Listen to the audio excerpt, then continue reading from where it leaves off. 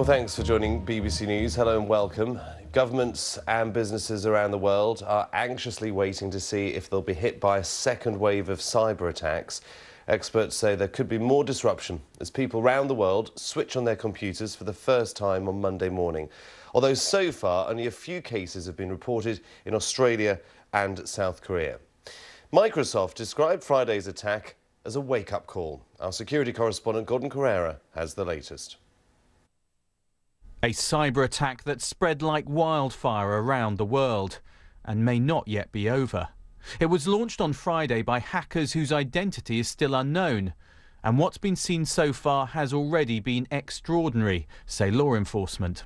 We've never seen anything like this, unprecedented in its scale. The latest numbers that we're seeing, over 200,000 victims in over 150 countries, so clearly a global phenomenon. This is what victims have been confronted with, a warning they've been locked out of their computer and they will have to pay a ransom to get back in. In Britain, the NHS seems to have been the main victim. In Russia, the Interior Ministry was hit. In France, a car plant had to stop production. And in Germany, train arrivals and departure boards were hacked, leading to a return to chalk and blackboards. This map, created by a researcher who's tracked the virus, shows the spread of infection. What all those affected had in common was that their computers had not been upgraded to eliminate this danger. In America, the FBI and NSA are trying to find those responsible. Here, Britain's Cyber Security Centre, part of GCHQ, says it has not seen a new wave of attacks strike the UK since Friday. But when people turn on their computers, the fear is we could see problems on a significant scale because of malicious software which has already spread. This is what the first computer looked like. Colossus, built at Bletchley Park to break German codes. Since then, computers have become almost infinitely more powerful, but we've also become much more dependent on them. That means the struggle between those seeking to protect systems and those seeking to exploit or undermine them matters more than ever. The risks of insecure computer systems have been known about for decades. But it is only in the last few days, with the extraordinary global spread of this new virus, that people are realising what that actually means for all of us. Gordon Carrera, BBC News. Okay, let's speak to an expert about today's possible threat. I'm joined by Nick Balagorski, who's the founding member of Cyport, an anti-malware cybersecurity firm that's based in California. Thanks for joining us. Your evening, your time, Nick. Are you worried about Monday? Do you think people are going to switch on their computers and we're going to have a repeat of Friday? Thank you for having me on the show. It's Nick Balagorski, actually. And no, I'm personally not worried about Monday.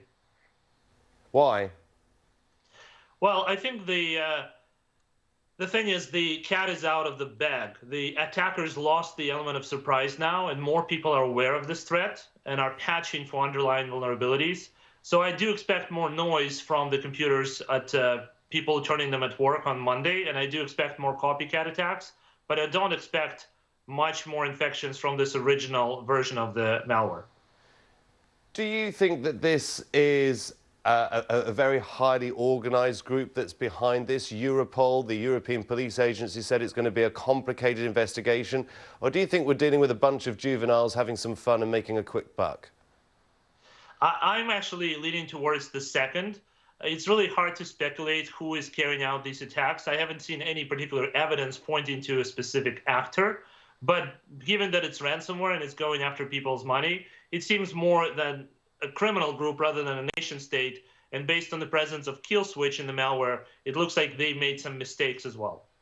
So what can we do to protect ourselves? I've heard a lot of talk about a worm. The only way I can imagine that, because I'm not very computer literate, is it's like an infestation. Once it hits one computer, it can hit them all. That is exactly right. And to protect yourself from worms in general, and from this one, you need to patch the computer for the exploits that it's using to spread as soon as possible. That's the best way to protect yourself from a worm. But furthermore, because this is also ransomware that asks for ransom to get you your data back, you need to back up your data elsewhere so that you don't never have to pay the ransom. So patch first, back up often, and it's a good idea to disable the SMB protocol that this worm is using to spread as well. Microsoft says this is a wake-up call for the world. It's been billed as at least one of the biggest cyber attacks in history. I think there was another big one, wasn't there, back in 2009. Why have we been caught out like this?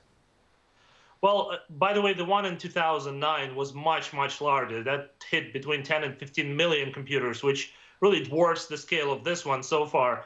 But I think the reason we keep getting hit by this is because people are generally slow to roll out patches and upgrade their computers. So whenever there is a new vulnerability or exploit, the bad guys get to it and weaponize it and make money on it first before all of us can be bothered to go turn on our computer and install all the updates. Nick, many thanks for your time on the BBC. Nick Barnagorski there. Got his surname right in the end. Sally is here with all the business news. It's early. Good morning, Chris. It's Monday. It's very early. You need a coffee. That's what you need. I do. You need more caffeine. Is that an offer? I'll bring you on in a minute. Let's just do this first. So just to talk some more about that situation, of course, we're all over it in World Business Report. It's affecting businesses around the world. Whatever size the company is having an impact. So this virus, as you were hearing just there, exploits a flaw in a version of Microsoft Windows, first identified by US intelligence.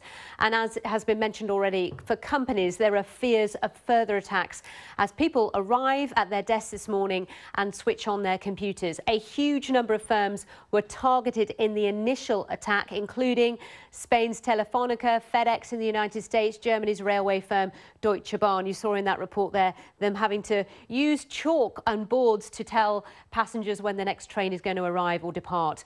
So how do you stay safe? Well, you heard some top tips just now. Let's bring in a few more. The National Cyber Security Centre is urging companies to keep security software patches up to date, use antivirus software, and to back up your data very regularly. That was just what you heard a moment ago.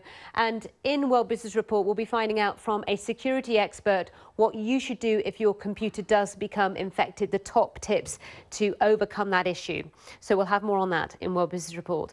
Also, we have all the other business stories, including Facebook's Sheryl Sandberg made a Mother's Day plea in the United States. It was Mother's Day there yesterday, and that was for the government to do a lot more to support working women. The firm's chief operating officer called for a higher minimum wage, paid family leave, and affordable childcare. Ms. Sandberg is saying public policies need to catch up with what American families deserve. Many of you watching us right now in, say, Scandinavia, those parts of the world may think we get all that already. It's a hot topic in the United States, so we'll be talking about that. And we'll have the other business stories as well. I'm on Twitter all the time, but I'm back on telly in 20 minutes. Always trying to get more followers, Sally. Thanks a lot. Much needed. I'll see you soon with that hot coffee. Yeah, thank you. 2 sugars, please.